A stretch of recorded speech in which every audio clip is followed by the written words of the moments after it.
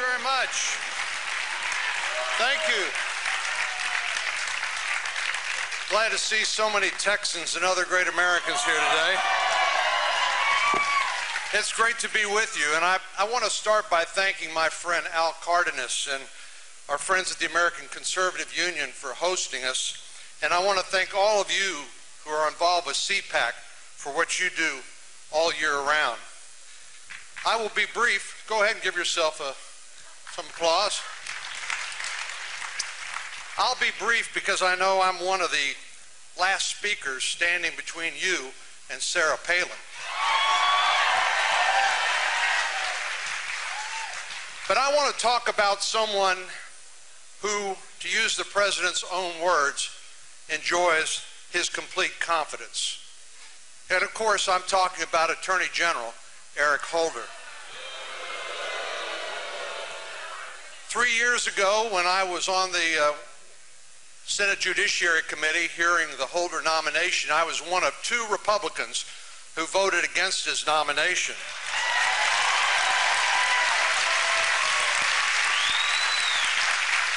And I have to confess, looking back on that vote today, it has to be one of the best votes I've cast in the United States Senate.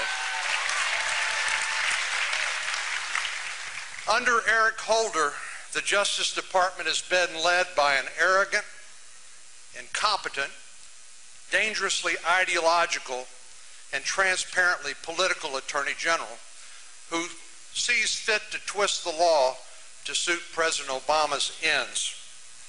Now, I realize that's a pretty serious charge to make, but the case against Eric Holder could start and end with the botched gun-running operation known as Fast and Furious.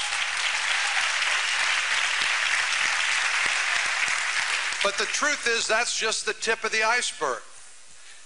You know, Fast and Furious was a program in which Holder's Justice Department deliberately allowed the sale of 2,000 firearms to go into the hands of the drug cartels in Mexico, and then intentionally lost track of them. More than a year has passed since 2 of those guns in the Fast and Furious program were found at the scene of the murder of a U.S. Border Patrol agent, Brian Terry. Yet Eric Holder and President Obama have held no one accountable for Brian Terry's murder. Even worse, Attorney General Holder has refused to give the Terry family and the American people the answers they deserve. Holder's treated a congressional investigation into this matter with contempt, even though he now admits to misleading Congress, and his sworn testimony is routinely contradicted by Justice Department memos. Is this really the kind of behavior that should instill complete confidence in President Obama? Well, if I could choose one word to describe his conduct, it would be outrageous. Unfortunately, Holder's leadership failures go well beyond Operation Fast and Furious. Let me recite a few more items in Holder's litany of shame. Let's talk about his objections to common sense requirements like voter ID laws.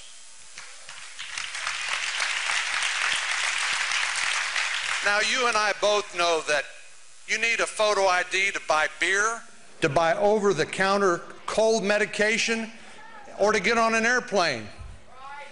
By the way, did you know that if you went to the Department of Justice, where Eric Holder works, that before you could gain admittance to the office, that you would need, you guessed it, a photo ID?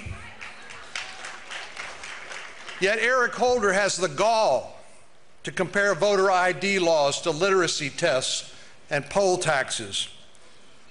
In fact, the United States Supreme Court has decisively ruled in favor of the sorts of voter ID laws that Eric Holder is disparaging. I find it a little unsettling when the chief law enforcement officer of the United States isn't aware of controlling Supreme Court authority. Maybe we ought to give him a little more time in his retirement after November to get up to speed.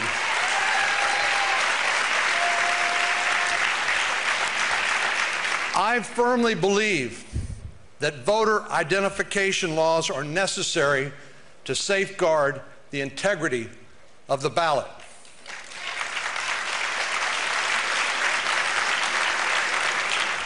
What's more, for all of his hyperbole over voter ID laws, Holder has ignored genuine cases of voter intimidation, and he's failed to vigorously enforce the rights of our men and women in uniform deployed abroad to be able to cast their ballot. So again, I'll ask you, is this the kind of behavior that should instill complete confidence in the President of the United States? No. Well, in addition to being a hyper-partisan, Holder has unfortunately shown himself to be dangerously ideological.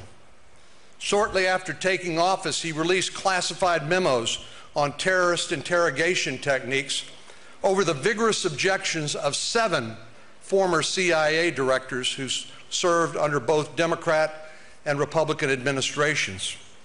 Simply because he didn't agree with the Bush administration anti-terrorism policies, Holder decided to provide sensitive information to our nation's enemies and to give our allies fresh cause to worry about our trustworthiness. Even worse, he undercut the very patriots tasked with help keeping us safe. But he didn't stop there. After releasing these memos, Holder launched a politically motivated investigation into several CIA interrogators, despite the fact that career Justice Department officials had previously recommended against prosecuting them. So now, in addition to having to combat the terrorists, these brave Americans are being subjected to ideological attacks and lawsuits. So I'll ask you a third time, is this the kind of behavior that should instill confidence in the President of the United States? No! I agree with you, it is very wrong. Playing politics with the war on terror is absolutely unacceptable.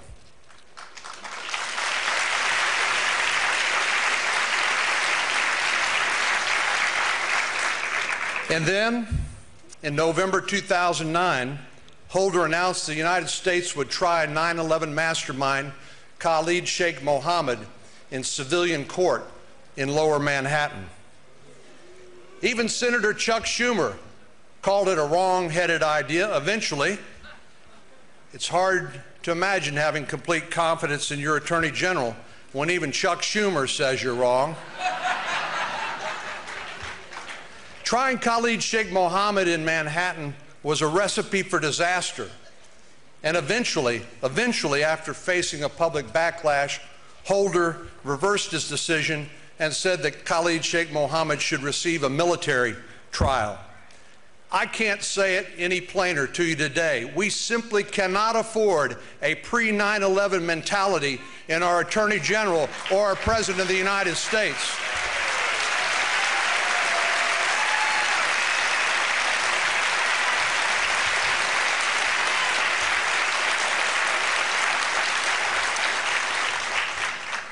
Ironically,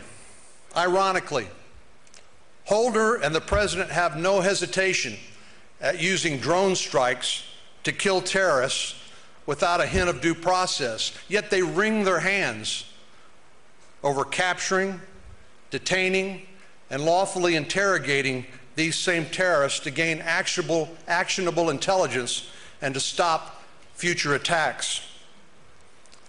Then there's Holder's determination to close the detention facility at Guantanamo Bay, even though Congress has, for many good reasons, banned these terrorists from American soil. You'll recall at one point, Holder even considered moving these Gitmo terrorists to Michigan, something that was called the Great Lakes Gitmo. So I'll ask you one last time.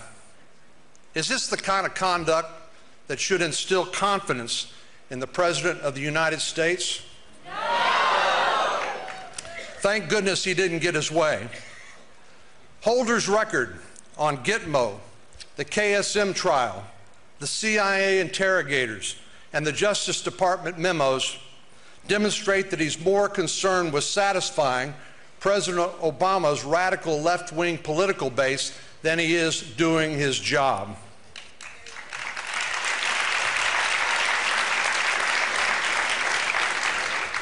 Indeed, Holder's political antennae are always up.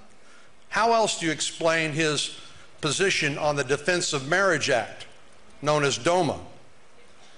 As you recall, President Obama and Eric Holder have refused to defend the constitutionality of the Defense of Marriage Act, even though it passed with overwhelming bipartisan majorities in Congress, even though President Clinton signed it into law, and even though it enjoys broad support from the American people.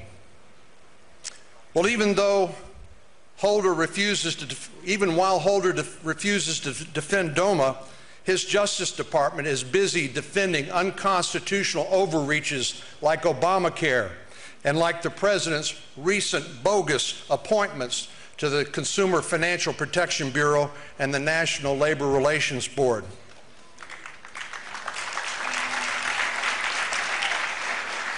But you see, that doesn't seem to bother Attorney General Holder one bit, because as we all know, he serves at the pleasure of President Obama, and he enjoys his complete confidence.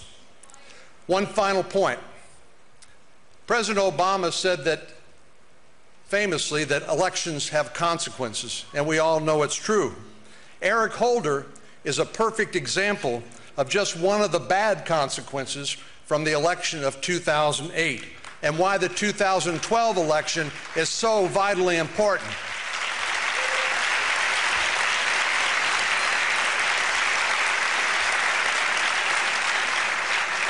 When you elect a liberal president, when you elect a liberal supermajority in the United States Senate, you get a liberal attorney general like Eric Holder. So the best way to get a new attorney general is to get a new president and to get a new Senate majority, which we will, with your help, in 2012. Thank you, and God bless all of you.